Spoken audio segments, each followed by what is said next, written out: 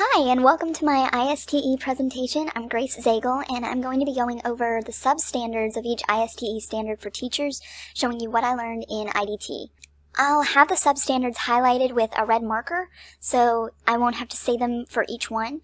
But ISTE standards for teachers are they're what they sound like. They're standards that teachers need to follow to be effective and engage their students and enrich professional practice and provide positive models for students, colleagues, and the community, and all teachers have to follow these. Number 1 is facilitate and inspire student learning and creativity. 2 is design and develop digital age learning experiences and assessments. 3 is model digital age work and learning. 4 is promote and model digital citizenship and responsibility. 5 is engage in professional growth and leadership. And this is how they can be applied using what I learned in IDT 3600 and how this course prepared me to be a teacher. So starting with number 1B, IDT prepared me for this by showing me a bunch of mobile learning sites that I can use as a teacher, such as Recap, where I don't have to be confined to just the walls of the classroom. I can go online and ask my students questions by connecting accounts with them, so they and their classmates can answer questions I've posed. Like, it could be anything from something about a subject to something like, how would you end world hunger? And they get involved digitally by responding online with things like video responses, photos, actual text responses. Next, IDT taught me that showing how you think creatively and how you process things is very important. It's all about planning, and using technology is a great way to do it. You could give a student a topic and ask them to go to toondo.com, which allows them to make their own comics, and ask them to show you how they would relay the topic to you through a comic. And it's just very creative and very fun, and it would be a great thing to use in your classroom. For 1D, this is all about collaboration and engaging the student in learning, because if they're not engaged, if they're not having fun, then they're not learning. And Quiznetic.com is a mobile learning site that I found where the student creates their own quiz, but it has a board game style to it. So as the teacher, I could give them a study sheet for an upcoming quiz or a test and ask them to please create their own quiz and fact check it, of course, and then I could play with them. And the important part is they're having fun while they're learning, because IDT taught me that if you're not having fun, you're not learning. And the way to get a student involved is to allow them to have fun with their class so that they are actually absorbing the information. For ISTE standard number 2, I did substandard A.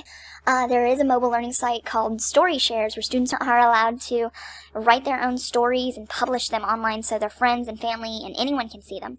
And not only does it help them exercise English and grammar skills, it allows them to be creative and get whatever's in their head out of their head for the world to see. And it heightens their self-esteem when you as a teacher go up to them and tell them, I really liked what you did with this sentence. I really love this character. This paragraph was flawless. It was beautiful.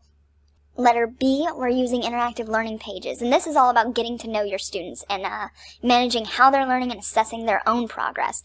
So say you have a student who's interested in linguistics. You could make an interactive learning page like I've made here on the right side of the screen and give them a bunch of websites, like things you can find simply on Google, and give it to them and tell them, I really love that you are very into this topic. I want you to get as far as you can with it because it's incredible that you love it. And it's about showing that student that you care, and you need to know how to find things for your kids, because it's very important to see what their interests are, because once you know what their interests are, you can help them learn. For C, IDT taught me how to use a lesson plan and get the digital world involved in a lesson plan.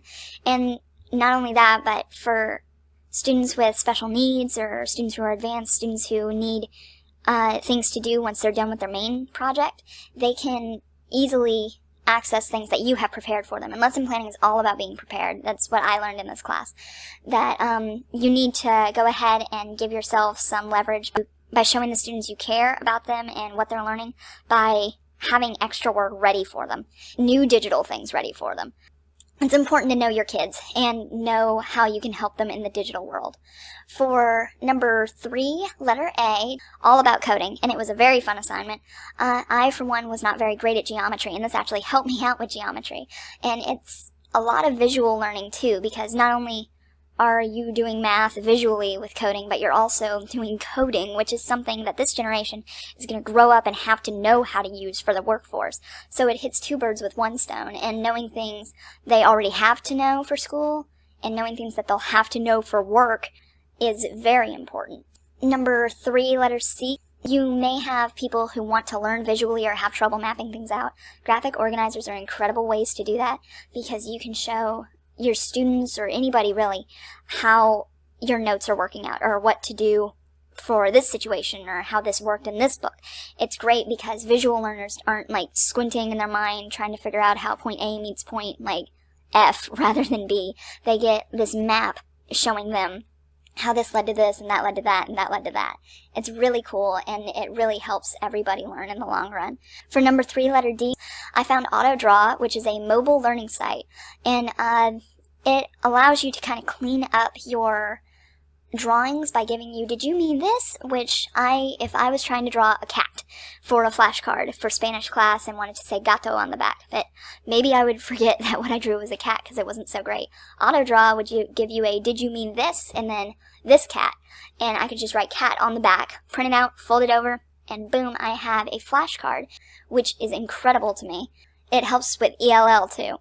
So IDT taught me these incredible ways to incorporate technology into special learning or learning with kids that need extra help grasping it.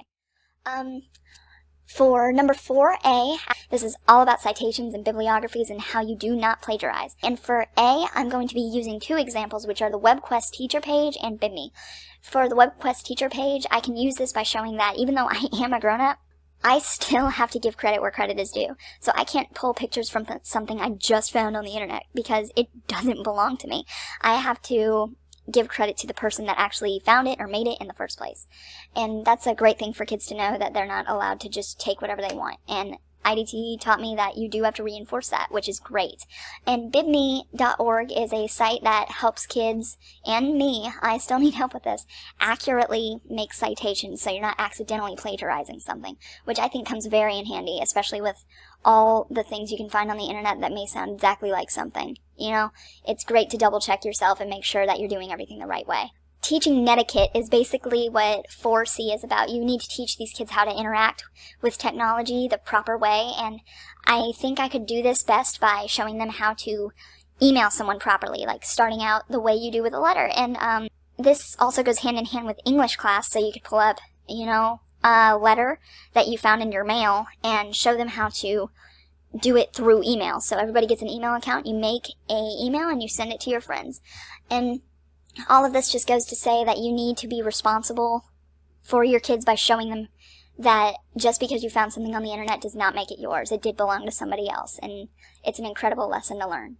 For 5A, this is all about professionalism and leadership. And you can be a leader by basically giving assignments and holding your kids accountable for assignments. And I think that's where Pinup comes in handy, which is this website that allows students and their teacher and all their classmates to have group chats and have bulletin boards with checklists or helpful links or anything at all that could help them at all in school. It's an incredible way to not bug, your teacher at 3 a.m. going, what was the homework again? You can quickly access their Pinup board and just see what the teacher has written down. And I will definitely utilize this when I am a teacher.